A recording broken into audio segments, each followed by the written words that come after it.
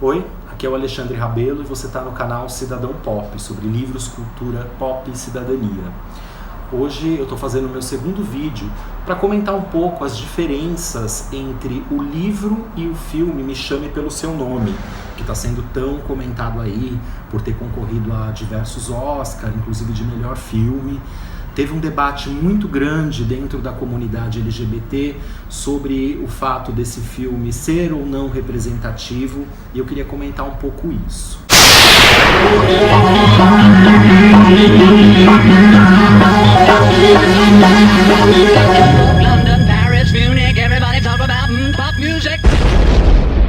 Bom, a primeira coisa, vamos falar um pouquinho do livro. O Me Chame Pelo Seu Nome, ele foi escrito por um autor de descendência egípcia radicado nos Estados Unidos, o André Aciman. Ele escreveu esse livro há mais de 10 anos, 2007, 2008. Ele não é gay, ao que tudo indica, e ele quis fazer uma história sobre um primeiro amor entre dois caras nesse lugar idílico, paradisíaco, na Itália. Existem muitas diferenças entre o livro e o filme. A primeira que a gente poderia apontar, a mais marcante, é o fato de que a história deles dois continua no livro muito depois do ponto em que é mostrado no filme. No filme, vou dar spoiler, quem não assistiu, pula, não assista esse vídeo é totalmente um vídeo de análise, então eu vou dar spoiler o tempo todo, tá? O livro, ele continua depois da despedida dos dois personagens, né?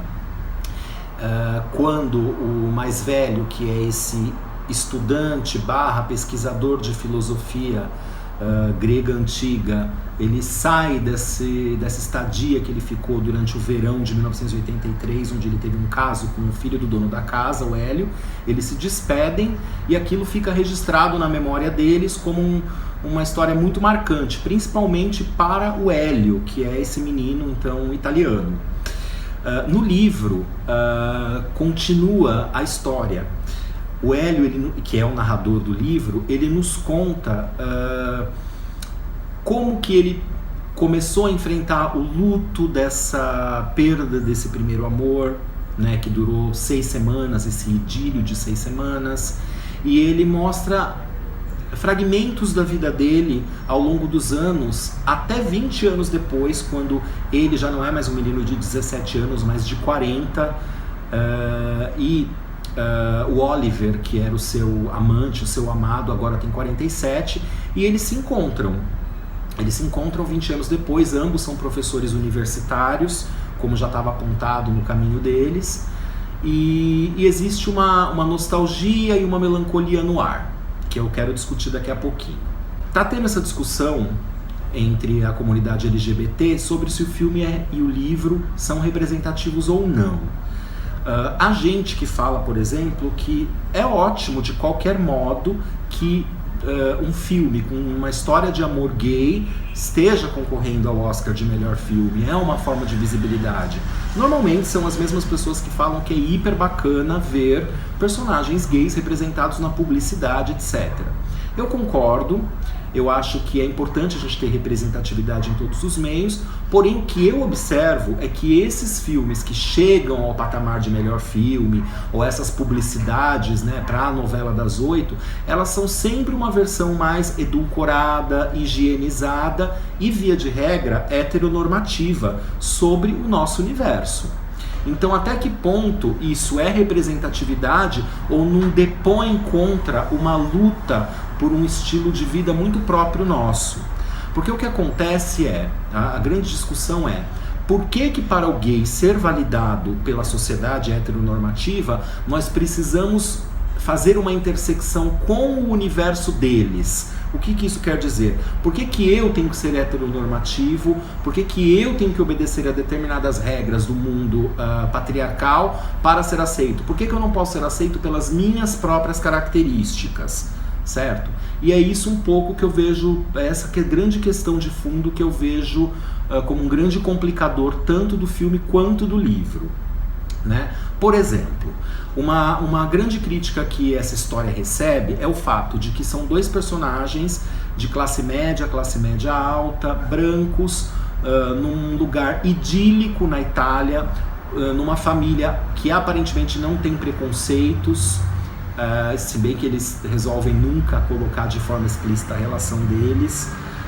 Só depois a gente sabe que o pai mostra que ele estava percebendo o tempo todo e que ele aceita isso pelo fato dele já ter tido esse desejo, mas ter acabado casando com uma mulher, o que só reforça que, por mais que ele tenha sido compreensível, ele é um reprimido, entende? Uma outra questão, o livro e o filme, no livro isso fica mais explícito, no filme também, mostra que ambos os personagens na verdade não são gays, pelo menos eles não se colocam como tal, eles têm uma prática bissexual, né? Enquanto o Oliver está na Itália, ele o tempo todo está transando com várias menininhas ali da comunidade italiana. O Hélio também, ele acaba, para poder não se sentir tão para trás com relação ao experiente Oliver, ele acaba se iniciando sexualmente primeiro com uma menina durante o momento em que eles estão flertando. Só que no final do livro, diferentemente do filme, você descobre que o Oliver, ele nunca se casou, ele ficou um solteirão. Ele fala de uma maneira, o autor, né, ele fala de uma maneira muito alusiva e evasiva sobre o fato dele ter tido outras relações, mas que essas outras relações não apagaram aquele instante do primeiro amor que ele teve com o Hélio. Então ele viveu eternamente numa melancolia e numa nostalgia sem fim e numa incompletude sem fim. E deixa explícito também que o Oliver, ele acabou se casando com uma mulher também. Ele retorna um ano depois para a Itália, eles até tentam ter alguma coisa, mas aí o Oliver vira para ele e fala, olha, eu vou me casar daqui uns meses. E ele já tinha essa relação há 2 anos, enquanto eles estavam se envolvendo na Itália, né? E ele o tempo todo, o Oliver, ele tem esse cinismo de não se entregar totalmente para os sentimentos. Isso fica explícito na brincadeira que o autor faz, que aparece no livro, de que ele tem uma maneira muito seca de se despedir das pessoas, né? Tipo, see you later. Tipo, de uma maneira muito quase nem olhando para trás. Ele tem uma dificuldade com despedidas ou com sentimentalidades, digamos assim. Isso é um ponto de heteronormatividade do personagem, sem dúvida nenhuma. Quer queira, quer não, o Hélio, ele é o passivo, por mais que no livro fique claro que existe uma troca em algum momento, mas o Hélio, ele é o passivo da relação, ele é o que assume o lugar heteronormativo da mulher, que sofre, que é abandonada, que fica a vida inteira sofrendo por isso, enquanto o outro se ajeita, acha uma maneira bem humorada de ir tocando a vida e tudo mais.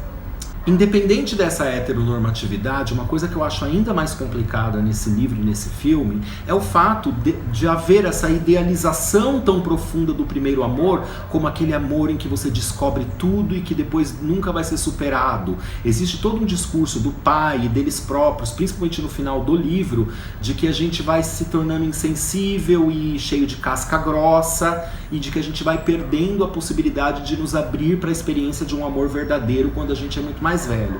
Eu, sei lá, como eu pessoalmente, que tenho 40 anos, eu não tive esse primeiro amor, todas as minhas relações anteriores na década dos 20 anos foram extremamente tóxicas, e hoje em dia eu sou bem mais realizado afetivamente com meu namorado, eu não tenho esse tipo de nostalgia. Até por ter estudado história, eu não acredito que outras épocas da história foram melhores, de que os anos 80 na Itália foram melhores, ou qualquer época da história. A melhor época é agora, em que nós estamos vivos e que nós temos possibilidade de transformar o mundo.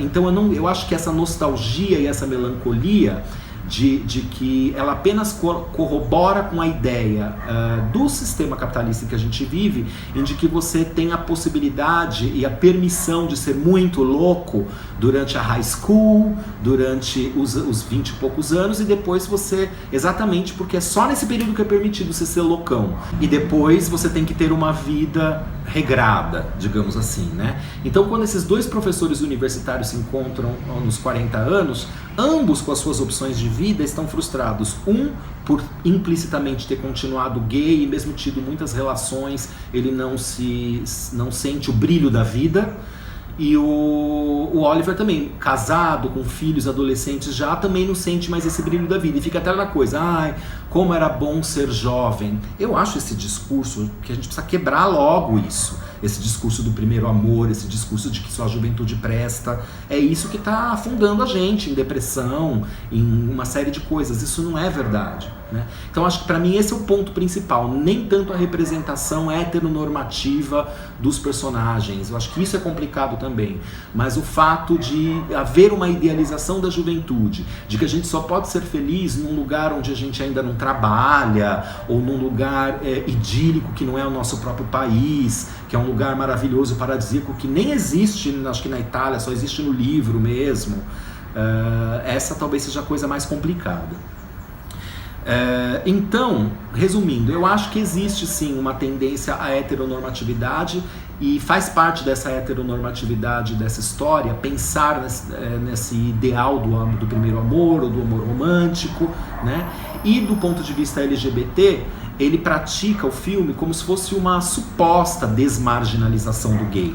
Porque eu entendo quando o autor e os produtores e diretor do filme falam que eles não queriam colocar como foco a ideia do preconceito ou da violência contra gays, porque o gay sempre acaba realmente aparecendo marginalizado, morre no final, ou fica doente, né?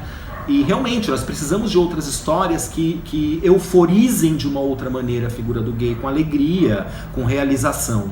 Só que essa realização também não acontece no livro e no filme, né, por todas essas razões que eu estou apontando. Então existe um limite aí dessa desmarginalização do gay que os produtores do filme e o autor do livro se propõem a ter feito, né? O que vocês acham disso? Este livro e este filme fazem parte de uma lista de outros livros e filmes clássicos que representam a comunidade queer e que eu e meu amigo Luffy Steffen, que é cineasta, vamos analisar no curso Cinema e Literatura LGBT que a gente vai dar no MIS e na Casa Guilherme de Almeida a partir desse mês, em que a gente vai fazer uma discussão mais aprofundada sobre tudo isso. Mas, se você não puder, se você for de outro estado, de outra cidade diferente de São Paulo, deixa aqui o seu comentário. Eu gostaria de saber, afinal de contas, o que você pensa sobre essa polêmica em torno do Me Chame Pelo Seu Nome. E vamos seguindo em frente, então, analisando essas obras que vão aparecendo, nos representando.